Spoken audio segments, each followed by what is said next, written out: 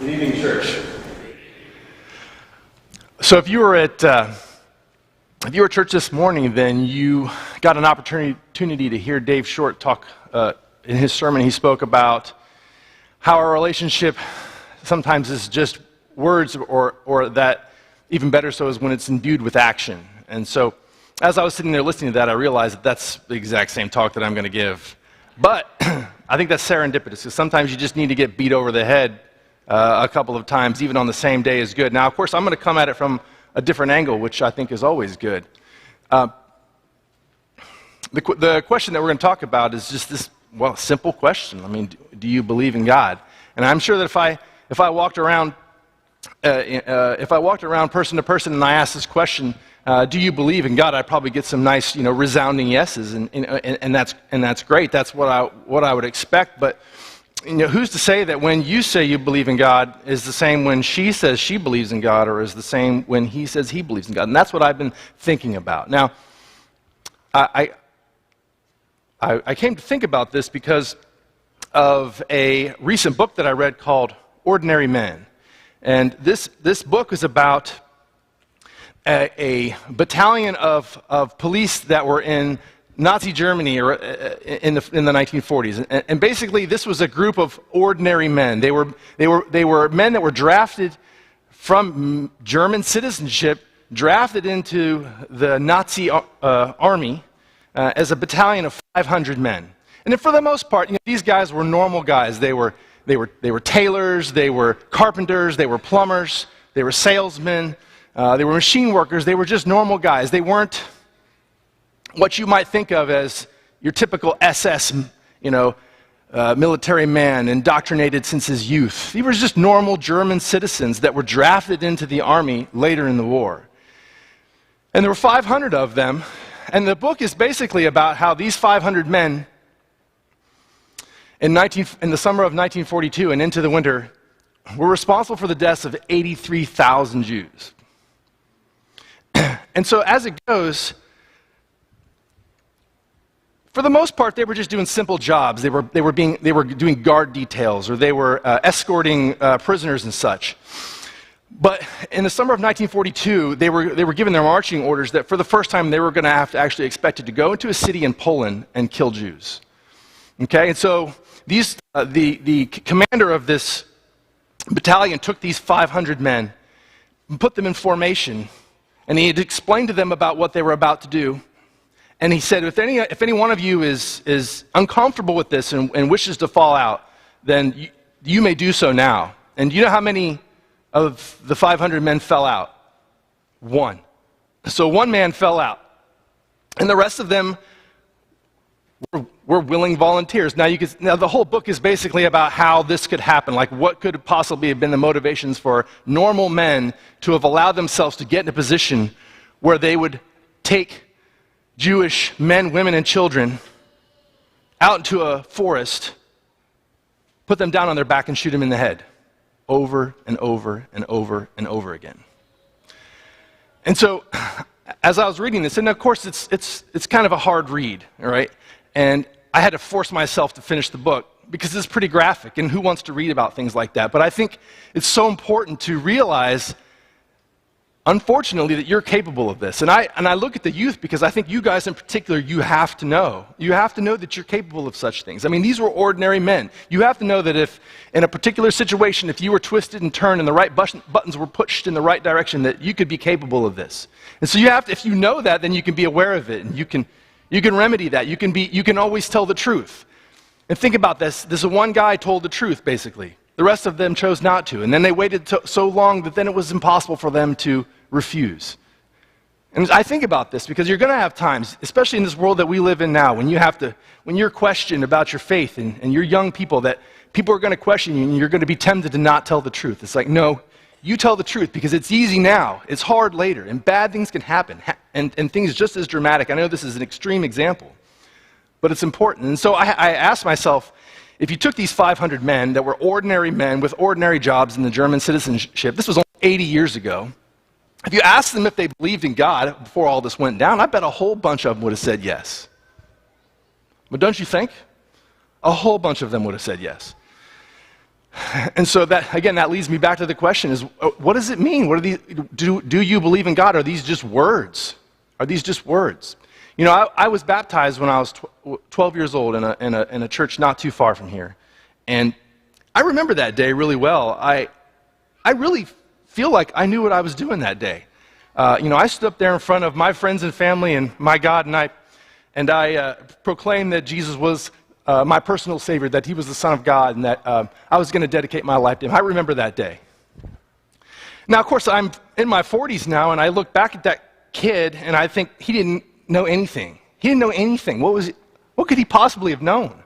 And I think myself, I have all these experiences now, and I've read the Bible so many more times, and I've researched things, my relationship must be much deeper than it was then. Is that fair? I don't know. Well, this picture is a picture of, the guy in the middle is my grandfather. This is my dad's dad. My dad's on the left, my brother's on the right. The guy in the middle is my grandfather, and he was baptized at the age of 90. 90. And it's a really cool story, and I think it's for another day. But the point is that how many more experiences has he had than I've had? How many more ups and downs, like how many more joys and how many more sorrows has he had? When he proclaimed those same words, does it mean anything different than when I said it? It's a good question. So my question to you is, are these just words? Now, you see me posting things up here, you probably recognize, I know these young guys do, it's like, these are Facebook posts, right? But even more important than that, they're Facebook fights. And I'm sure every one of you, or a lot of you, have enjoyed a nice, good Facebook fight every now and then. If you don't know what a Facebook fight is, well, Facebook is a social media platform for which people connect with each other and have discussions about, well, really anything. And a lot of times, if you want to discuss anything of any real importance, it will quickly descend into some kind of a fight, right, where there's name-calling and coarse language and such. And I look at those things and I laugh because I'm always thinking that the people that write all these posts, for the most part, don't know what they're talking about, right? The words are tricky, man. I mean, we can use them and abuse them. And so I think to myself, most of what we say on a day-to-day basis is based on that which we've heard or read. I mean, think about that. How often do you get a discussion where you don't use some nugget of something that you recently read? Now, did you go back and fact-check that? And did you research it? Did you really spend time with it? Like, do you own those words? Do you have the right to use those words? I mean, I'm just as guilty of this as anyone else. Do you own the words? Have you spent time with them? Proverbs says, those who guard their mouths and their tongues keep themselves from calamity. Man, that is right. So sometimes I look at myself as if I'm a stranger. Does anybody else ever do that? Do you ever look at yourself and say, who is that guy? Like, if I was a stranger looking at him, would I like him? Like, the things that come out of his mouth, are they authentic? Or is he a fraud? I mean, I think about those kinds of things all the time. And so I'm always trying to pay attention to what I say. Like, if I say something, if I'm having a discussion with somebody, I always think to myself, is that thing I said, does it make me stronger or does it make me weaker? I mean, think about that. If I was to take, each and every one you think about this, if you took the last, let's say the last month of conversations that you had, and you omitted everything from those conversations for which you said things that you hadn't fact-checked or really researched, like, how much would you have really said when it was all said and done? Probably not much. Now, what you would have said would have been rock solid. That's true. So words are important. So I try not to say anything that I can't defend with words or phrases that I own. And that's easier said than done. I mean, but the point is I don't want to be a puppet or a mirror. I want to know what it is that I'm saying. I want to own it. I don't like cliches and weak phrases. I want to make sure that what I say is strong. I heard it once said that the only real thinking that you ever really do is when you're writing. Now think about that. Because think about what you're doing when you're writing. I mean, you're actually having to sit down and compile everything that's related and to organize it in such a way and digest it and then actually write down what you think. But this is sort of the same thing, standing up here and speaking, or maybe times when you've sat down with new believers and gone over the Bible with them. Like, those are good things. And I think about, when you look at the Bible here that's got notes written in the margin, and you always wonder, well, why are people writing notes in the margins of their Bibles? It's like, man, you know what they're trying to do? They're trying to own those words. Okay, they don't want to be mirrors or puppets. They're trying to figure out what those words mean to them. They're trying to own them. So if you say something like, I'm the way and the truth and the life, no one comes to the Father except through me, that's a pretty high-octane statement to say. It's like, if you're going to say that kind of thing, have you spent time with it? Do you own those words? I love this story about Jacob wrestling with God. You guys know this story, right? This is in Genesis. He's traveling with his family, and they come upon a stream, and he asks his servants to take all of his possessions and cross the stream. So they cross the stream, and he stays behind, and he wrestles with God.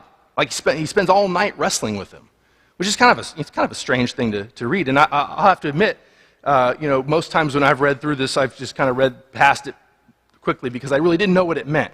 But I've been thinking about it, and I think maybe I kind of understand a little bit what it means. It's like, he wrestles with God, and I guess Jacob's a pretty good wrestler because God can't whip him. They're just fighting and fighting all night long, and finally, God touches his hip, and he injures his hip. And he says at the same time, your new name is Israel, which means he who wrestles with God.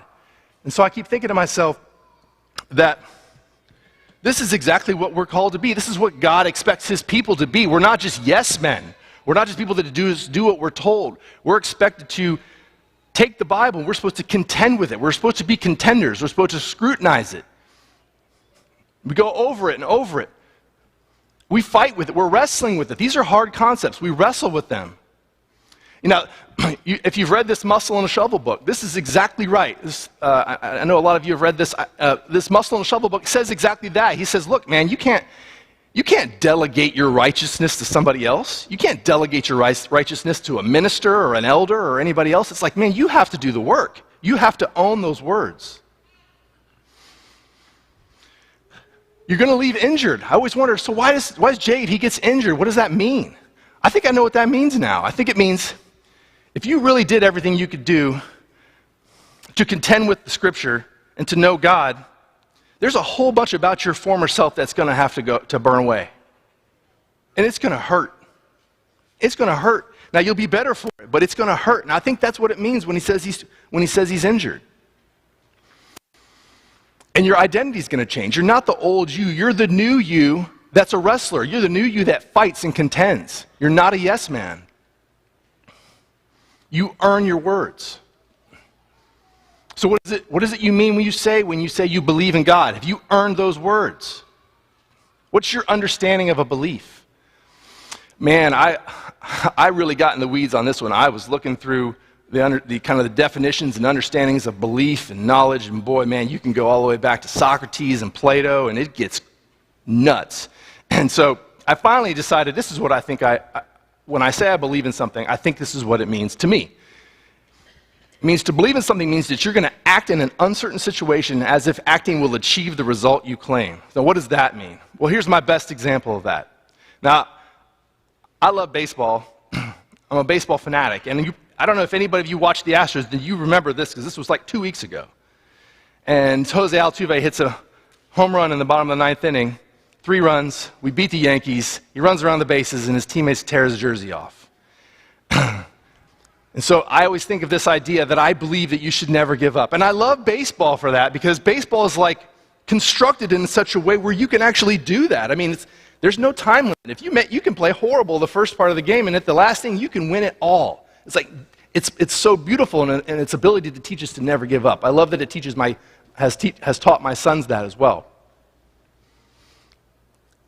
So in a sense, it's not really even that the result is what matters. It's the fact that you're going to try your hardest and you're going to believe that you should never give up throughout the entirety of the game. It's like it's the believing that matters more than even the result so much.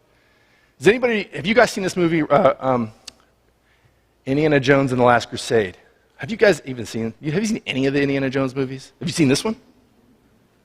Oh, we got a couple. Okay, cool. I love the Indiana Jones movies, and I particularly like this one. And if you remember, there's this part at the end of Indiana Jones and the Last Crusade where, in order for him to complete his very important task, he has to walk across a bridge that he cannot see. Do you remember this? So he's got to have a belief or a faith that this bridge is there, but he can't see it. And what's what's below him is basically his own death, like a pit of death. And so he's got to believe and he's got to act. Now, this is silly Hollywood, right? But how important could this be? It's like, yeah, man, the potential in front of you is so important. It's right out there in front of you, but nothing's going to happen if you don't act. And if you're going to act, you've got to believe. There's his foot coming out. Believing only in the knowable. Well, scientists will tell you that. I'm not going to believe in anything that I can't prove. But the future's unknown. I mean, even the next 10 minutes, you don't know what's going to happen. You have to have some sort of belief in a whole number of things. And I don't have to tell you guys this. If all you're going to do is trust in what you know and not have any belief in what you could be, then you're just going to sit at home and you're never going to come out of the house. Because guess what? The world's dangerous. There's all kinds of dangers out in this world. So you're going to rely on belief to some degree to kind of enhance and get to realize the potential. You probably always heard this idea that you should believe in yourself. It's almost like it's out there too much, that phrase. But I was thinking to myself, I know we got some lawyers. I know Joel's out there, and man, any of you guys want to be a lawyer? Okay, they don't actually, Joel. You need to. But I was thinking to myself, let's say that you believe that you're going to be a lawyer. Now, are those just words? I mean, they are just words. But what does it really take? I mean, you're going to have to research what it's like to be a lawyer. And then you're going to have to study like crazy, which means you're going to have to sacrifice a whole bunch. And you're going to have to do well on your tests, and you're going to have to learn how to interview. You're going to have to interview and get into the school, and then when you get there, then you're going to really have to sacrifice to do well. And then when you graduate, then you're going to have to learn how to act like a lawyer and talk like a lawyer and dress like a lawyer. I mean, that's a lot of actions, right? So in a lot of ways, the words are meaningless unless they have all this action like embedded within them and imbued into them.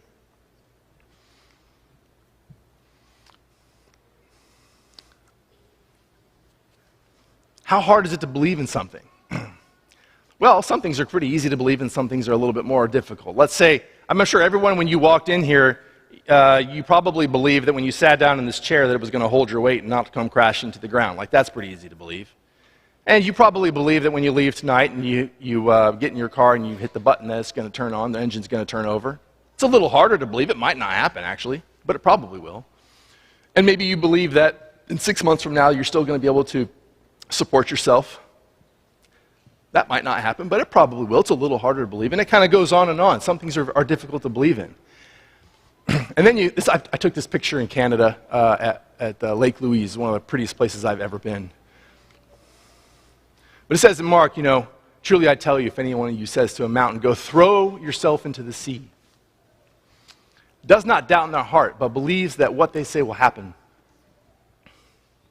it will be done for them. So is this not the extreme?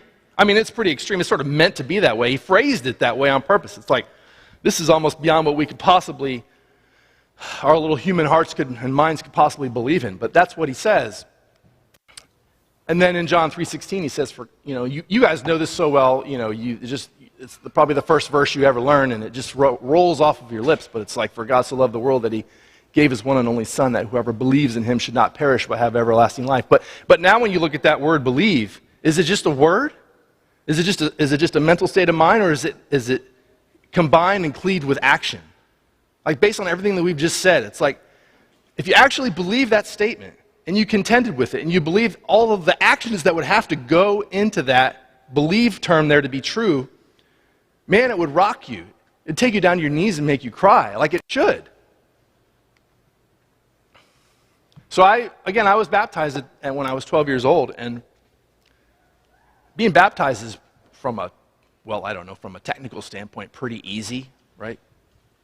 You say some words and you go into the water and come back up. Not technically very difficult to do, but it's an action, right? So a new Christian gets baptized, and immediately he or she, this idea of your new walk with Christ is cleaved with action, okay? And even though it's an easy action, it's still an action. It's kind of like communion. It's an action.